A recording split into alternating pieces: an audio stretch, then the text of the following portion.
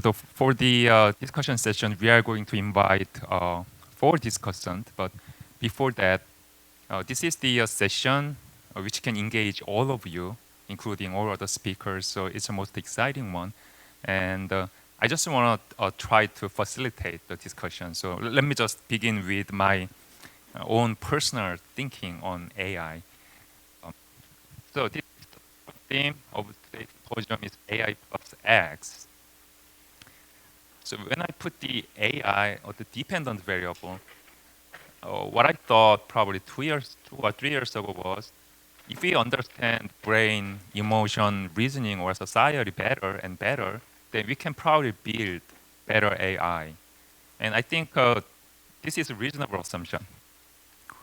But recently, when we put AI on the independent variable, I believe that we have very advanced but still fast developing AI. But given that, does that necessarily help to understand our brain, emotion, reasoning, or society? And I'm not sure, I mean, which means AI is developing anyway, regardless of our own understanding on human beings. That's what I feel these days. So the real reason why we have such a good AI these days could be, if you allow me to be a bit bold or provocative, the real reason is we finally gave up understanding human mind, but just try to copy, applying that neural network model, just try to mimic that human mind, which is very mysterious or inexplicable. Okay, so I mean, we tend to think about or discuss about how that understanding can contribute to AI, but it's probably time to think about how the current AI or fast developing AI, what can that contribute to understanding human beings or society. So it's pretty related to all those talks, what we had today. So just let me invite four discussants to this front seat. So Michael Macy, can you come to the front, and Yongren Shi, and also Professor Yongyul An from Indiana Bloomington School of Informatics. And the last one is Professor Heian Oh from KAIST School of Computing. Okay. So I think each of you, if you have questions, you will have a chance to ask later. But if you don't mind, it's better to just take their turns. So it's better to start with Michael Macy. So can you just give your thought on the today's all those talks, or just what I tell you here, or how as a sociologist you can contribute to AI or society and so on. Just about 5 minutes. 5 minutes. Well, I will just start with a brief response I had to. So there were two presentations today, both of which raised the issue of what rights should humans reserve for robots as robots advance. And it occurred to me that in 50 years, robots may be discussing what rights to give to humans. So this is an interesting contrast in the causal direction. And I think certainly the advances in AI, I think, owe a lot to two things. One is that we have so much more data with which to train classifiers compared to what was available in the past. And we have machines that can handle it, even though actually the neural net technology is quite old. I think that the deep learning with multiple layers, with the large numbers of layers, is very much dependent on the machine capacities. And so the understanding brain and society may just be having the data and the computational cycles with which to develop the techniques. And then those in turn, on your right-hand side, as they advance, we don't necessarily, I mean, we may understand better, but we will certainly, yes, I think we'll be able to parse things and solve some problems. So again, I mean, using the, a time horizon, I could imagine in the not so distant future that if I have a choice, if I have some symptoms and I have a choice between going to my primary care physician for a diagnosis and going online and filling out a long form that is then used to diagnose based on a classifier that has analyzed every medical case anywhere in the world for any patient for the past 20 years. So they have literally millions of data points, and they know the outcome. They know the symptom profile. They know the diagnosis that was made, and they know whether it turned out to be right. So there would be very good ground truth data. Which would you go to? Which would you prefer? Would you prefer the human, maybe a physician that feels like they have lots of experience and intuition and a nice bedside manner? Or would you trust your fate to a classifier that was able to make a probabilistic assessment of all of the likely causes of your disease with an associated probability for each one? I'm going with the second. I'm going to trust the robot. Having been recently misdiagnosed, actually, I should mention, by a human. Yes. But there are people at Cornell, actually, in EE, not in the computer science department, actually, but in the EE department, who are working on exactly this. They have acquired vast quantities of medical diagnostic data with the outcomes, and are training a classifier to be able to take a set of symptoms and identify a set of possible causes and assign probabilities. Okay, well then, Yongnan, I know that you have pretty much computer science background, right? And as currently sociologist. Well, yeah, what is your opinion on that? well, I do have background in engineering, but it's my undergrad major, so it's been quite a while. And I'm not an expert in artificial intelligence at all, so I'm a sociologist, but be very interested in how the machine and human interact and what's the consequences, not really for the machine, but for the society. So I do like the idea of assigning rights to machines, to robots, but it sounds to me a little bit futuristic in the way that we may not be able to see it in the 50 years or maybe hundreds of years. But I'm intrigued by the idea that robots actually could provide something for us. It's not really a service. It's not really kind of give us some kind of a medical cure, but really they would provide us, kind of help us to coordinate with each other, to help us to be more trustworthy, to facilitate. Many of the online forums, they have bots. They have bots that sanction different kind of behaviors, which actually would promote very good behaviors among the humans. So this is not only kind of a direct interaction between human and the bots, but also kind of a positive externality that bot can create for us. Like they can enforce some kind of the norms that good behaviors can not only impact on you, but also impact on the people that you connected by you. So to me, this would be a very interesting research area in the way that social scientists could run different kinds of experiments by inserting robots in our experiment. We have been working on many different kind of social psychology experiments. But what if we replace some of the human subjects with agents, with software programmed agents, and program them with different kind of rules, heuristics, or intelligence? And how would that promote us in the way that we would not cheat? So imagine that it's a public goods game, that everyone would donate some kind of money in expecting to a certain amount of return from other human beings with very good will.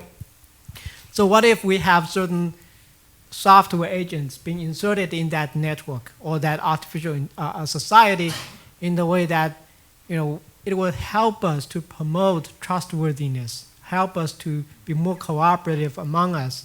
So to me, that's kind of immediate goal that we could achieve using not very sophisticated artificial intelligence, but intelligence that's designed for helping us, right? So, to me, it may be in the next 100 years that we could, assign rights to robots, but in the next 10 or 20 years, they could help us with very limited intelligence. It doesn't have to be very technological advanced, but if social scientists could step forward and do some experiments with specific designed software agents, then that could really help us to have a better society.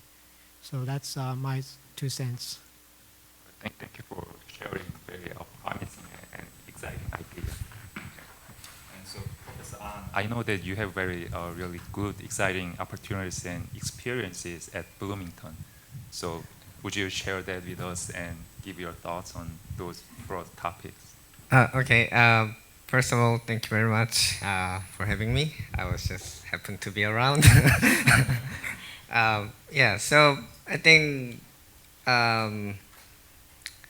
the research on AI has many different exciting angles, and I think usually the AI spring.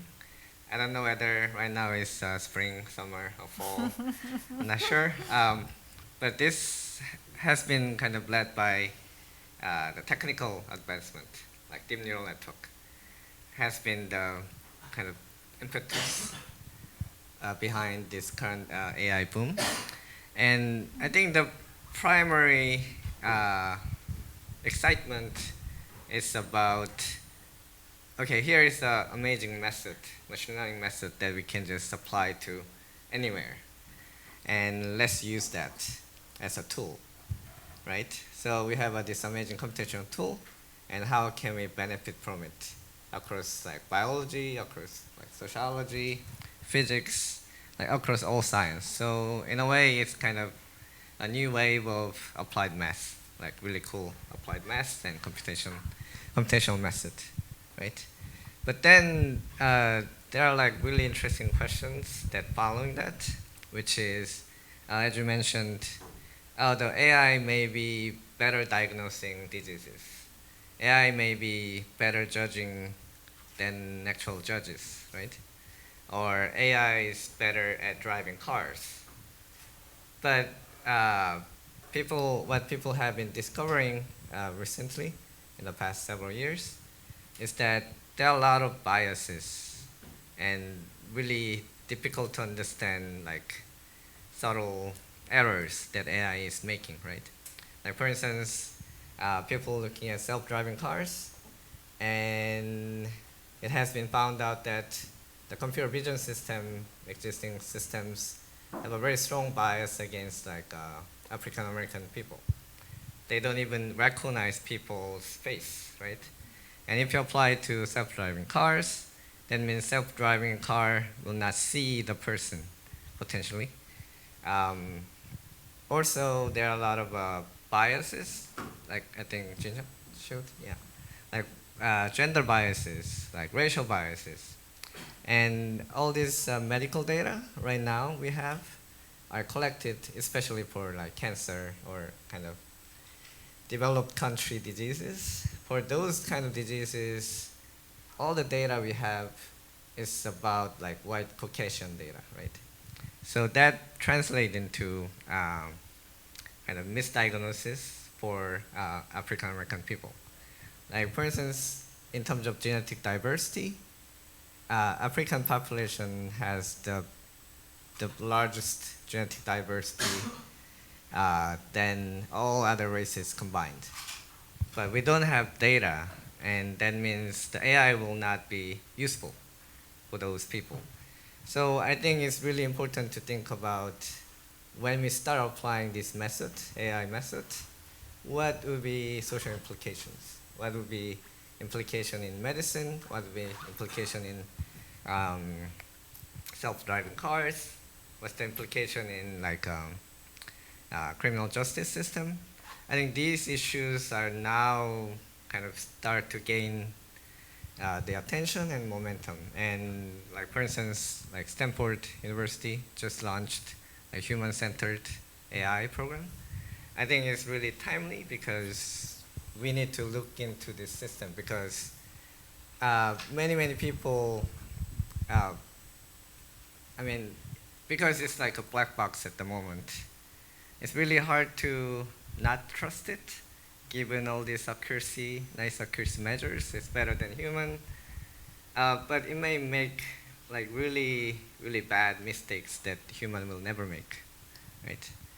And I think I would like to also mention, we may want to think about like how AI research is done. It's more like a navel gazing type of question because like who are doing the research and how the AI research is done matters. Like we published recently a paper in Lancet about gender of the authors in biomedical science and what kind of the topic, like whether the paper study both sex or not. And the more women in the author you have, especially at the first author and last author position, they tend to study and report both sexes better. And another good example is the research, computer vision research done by MIT and Microsoft Research about the racial bias in computer vision system. And the main authors were all African American women. And the reason they could think about those questions, well, part of the reason should be their own identity. So I think we should really think about who are participating in AI research and how the AI research is done in terms of like racial, gender biases and biases in terms of like income, countries, all kinds of social factors. Thank you. So, Professor Oh, I know that you have been working on NLP for a long time. Is that right? So, what is your thought on AI and society? And so on? Yeah, so I think you posed a very good and timely question, and I was, and I also thought the question is very difficult to answer. But so these two directions, you know, understanding and understanding of ourselves and having better, you know, understanding leads to better AI, but does having better AI lead to understanding ourselves better? Actually, the goal of AI research has been both, actually. So early AI researchers have had this goal not just of making artificial intelligence, but understanding intelligence, especially human intelligence, but you know, including other intelligence as well, like animal intelligence, for example. So I think it's still a part of our goal as AI researchers to understand human intelligence, where it came from, how it works, what are its deficiencies, how we can replicate it computationally, right? So NLP, for example,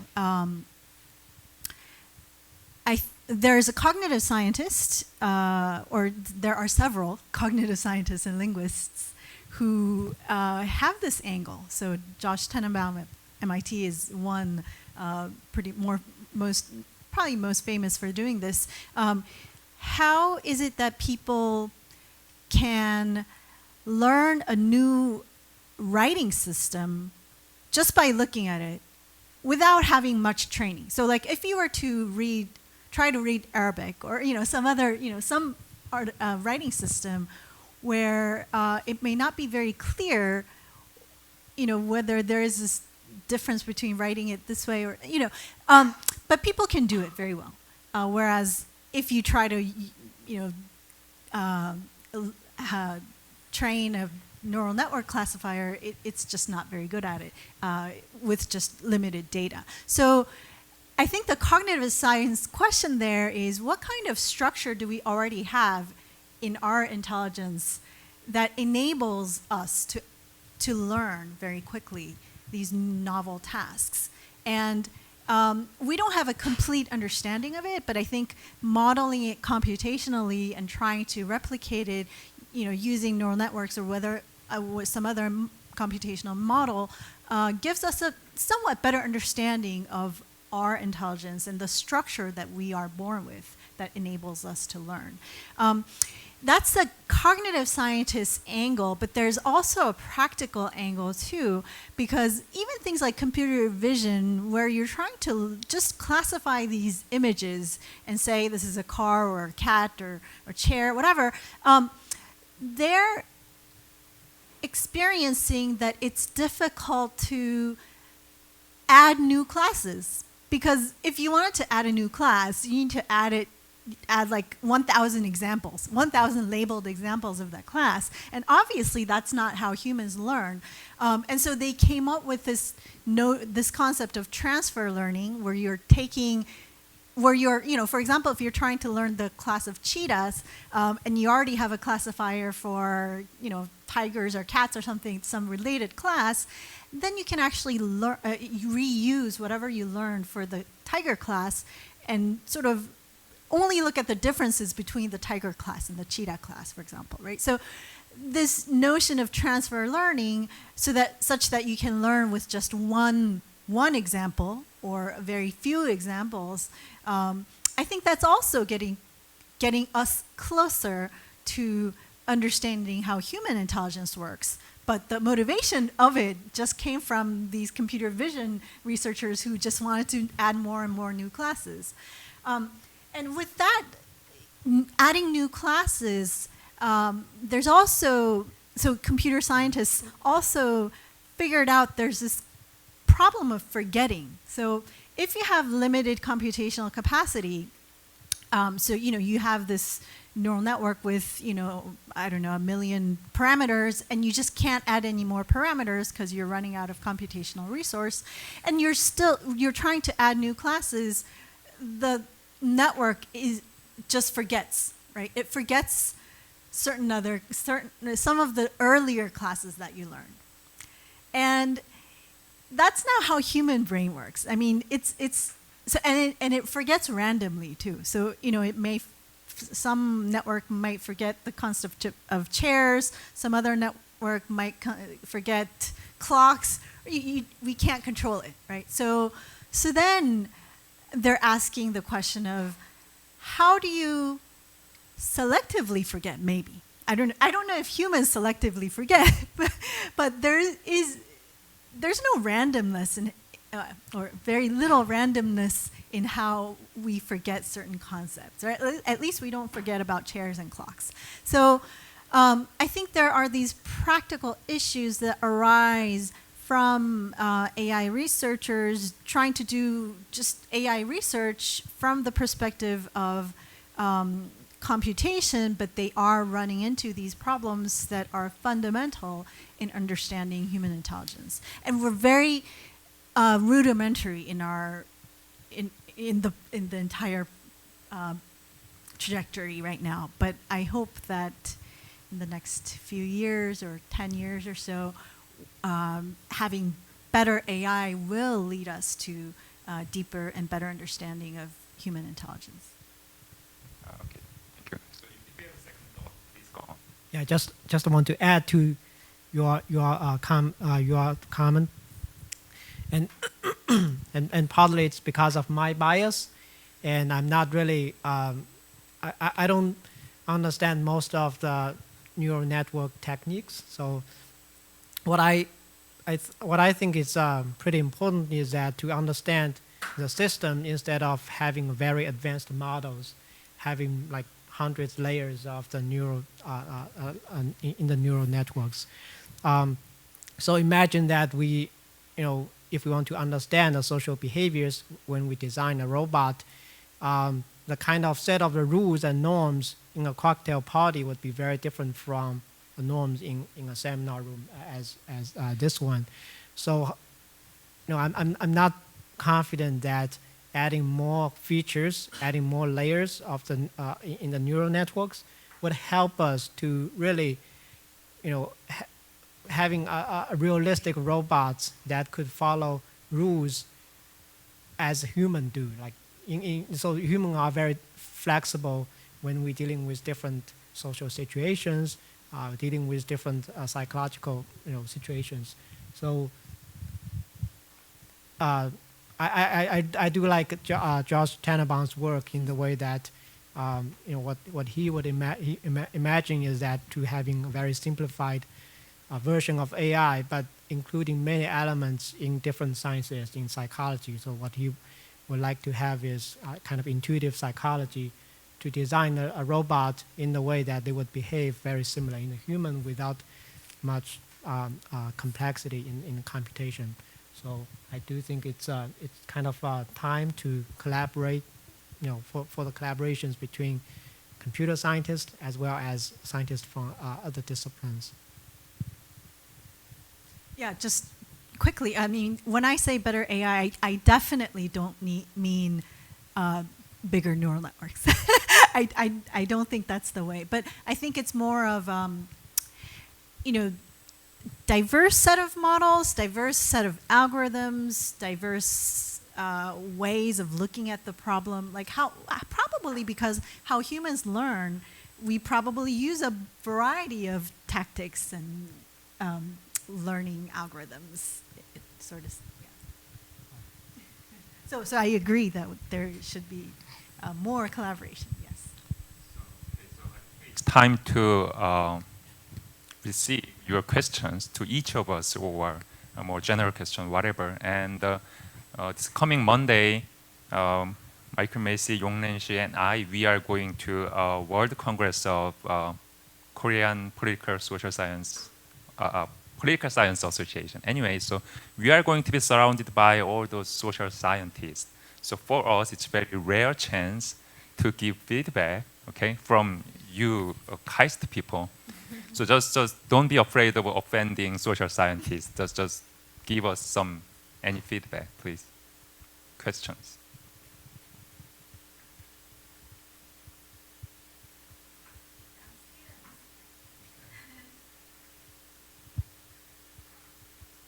There are a lot of students wearing the same T-shirts, okay?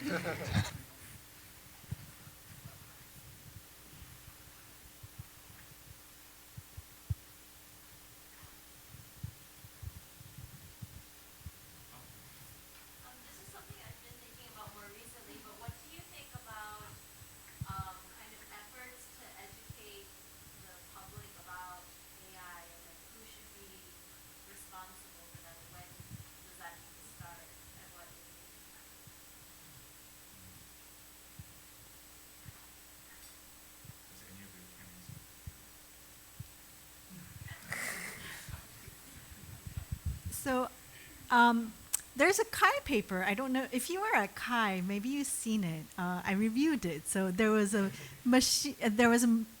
paper about teaching machine learning concepts to children by having them play with it. So I mean, when you say like teaching AI, it's like it's very big, right? So it's like saying, when do you teach literature to children?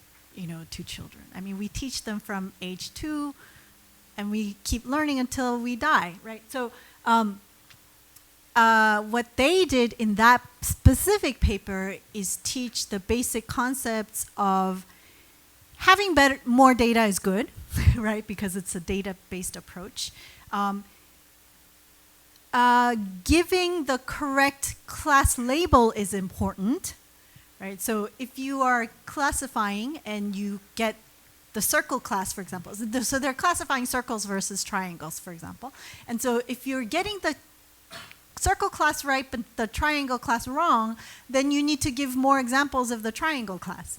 And then, and a couple other like really basic machine learning concepts. And they were doing this with kids who are 9 to 12 years old or something like that.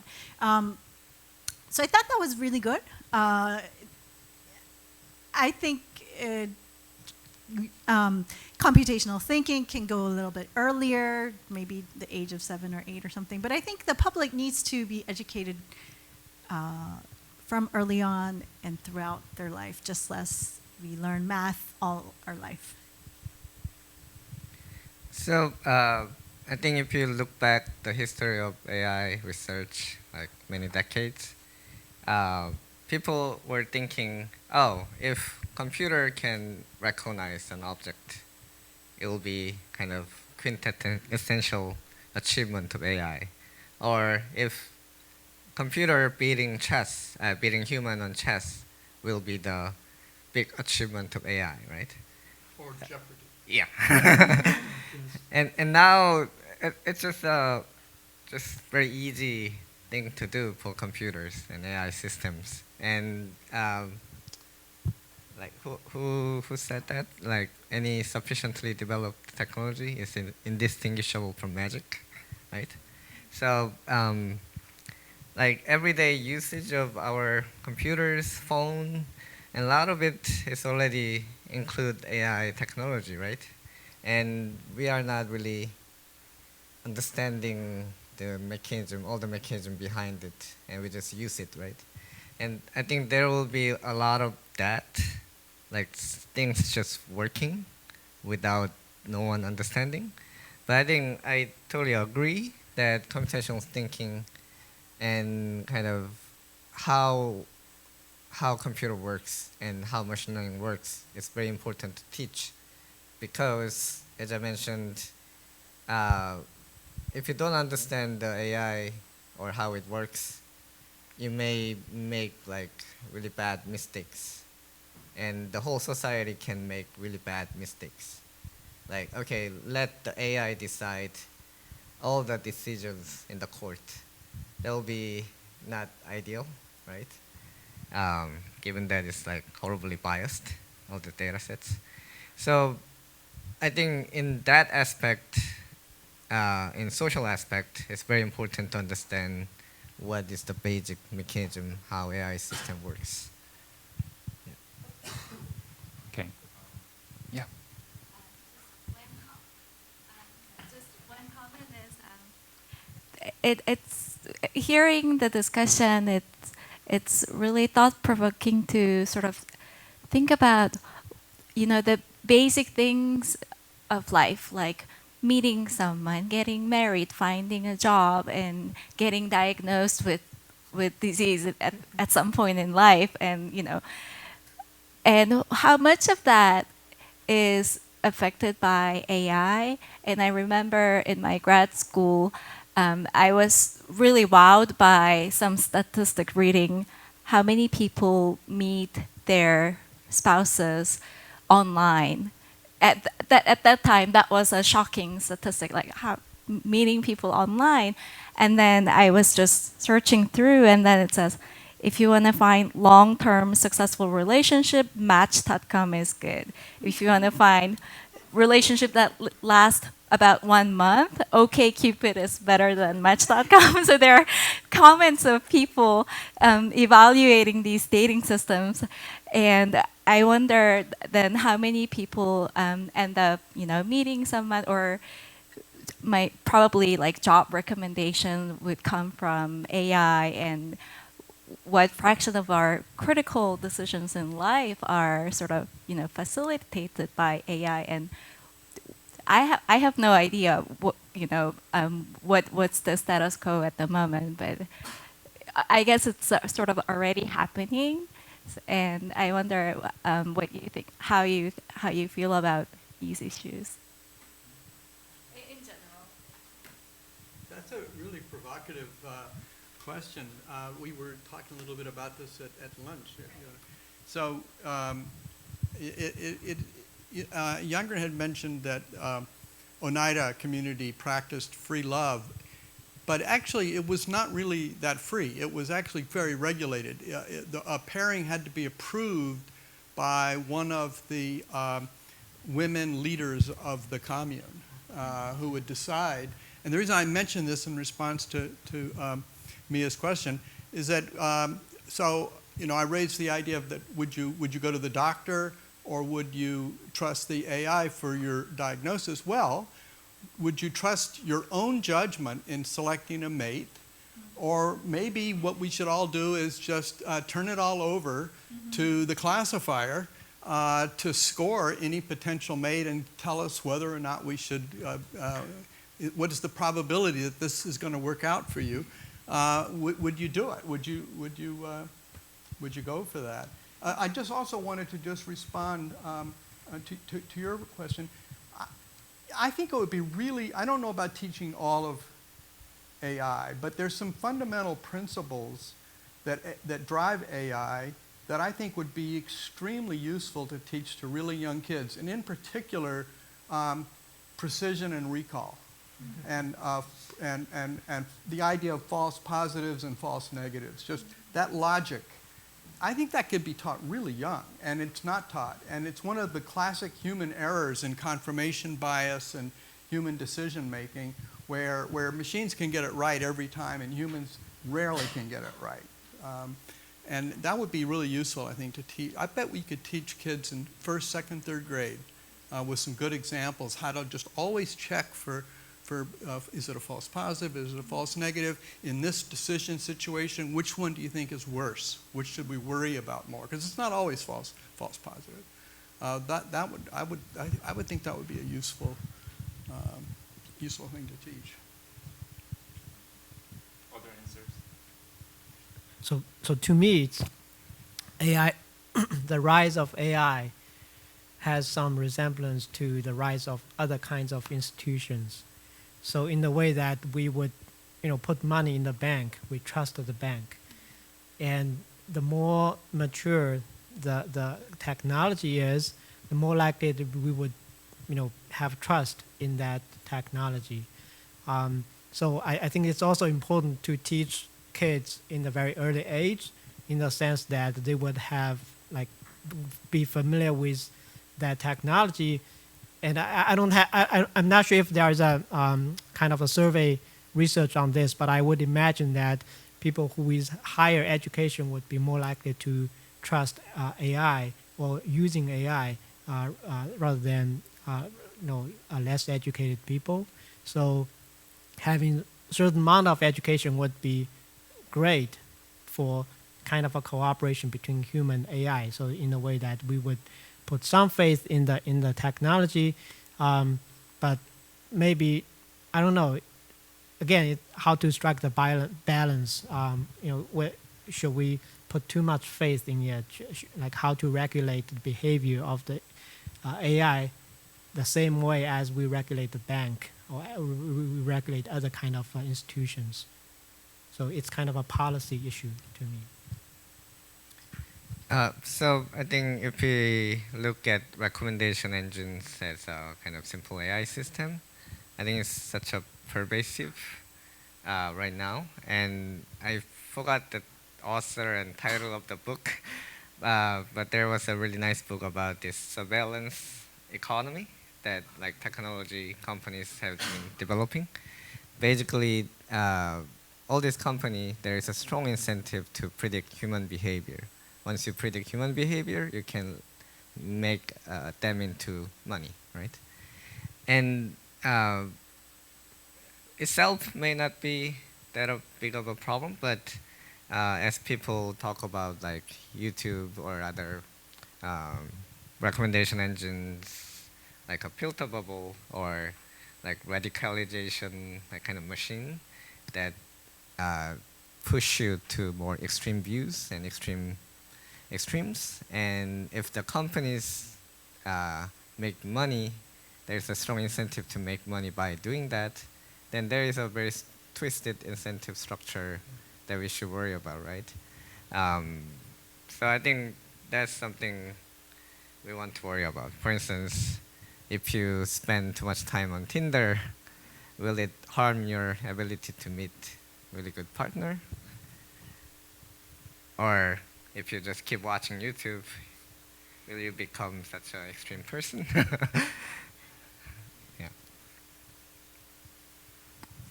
Okay, please, others. Yes, over there.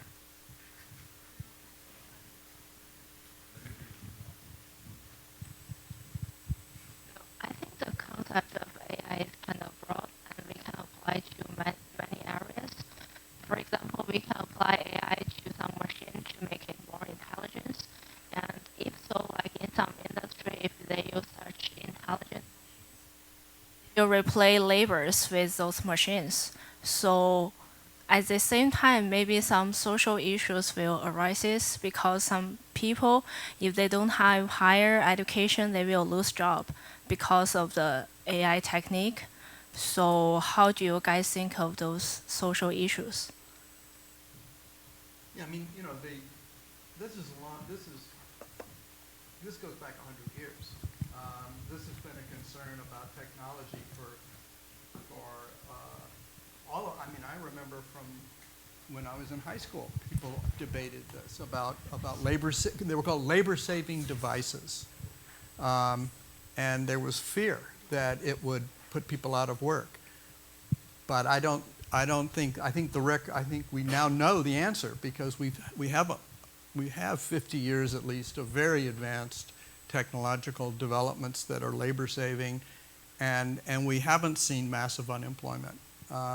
But for sure, we do need much better incentives for reskilling and for people developing new abilities. I think in addition to kids learning AI, they need to learn Python, which I think you can, if not at least something like NetLogo for elementary school, you know, to get people moving down that path. But I think the historical record is pretty clear on labor-saving devices. Help us all. They help everybody. But there's a transition that has to occur, and that has to be consciously attended to by helping people develop the skills that are needed, and as the demands, labor market demands are shifting. And there's one other angle on AI that we haven't talked about. It's sort of in the diagram here on the board, but maybe gets lost. And it's the following. Let me put it this way. I will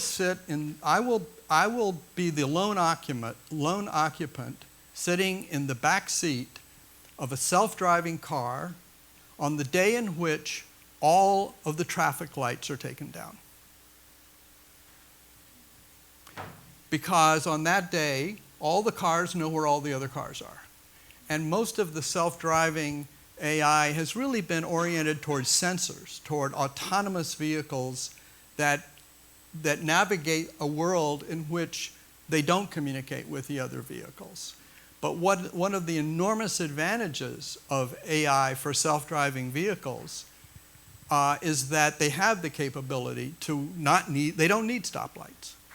They absolutely do not need stoplights or stop signs.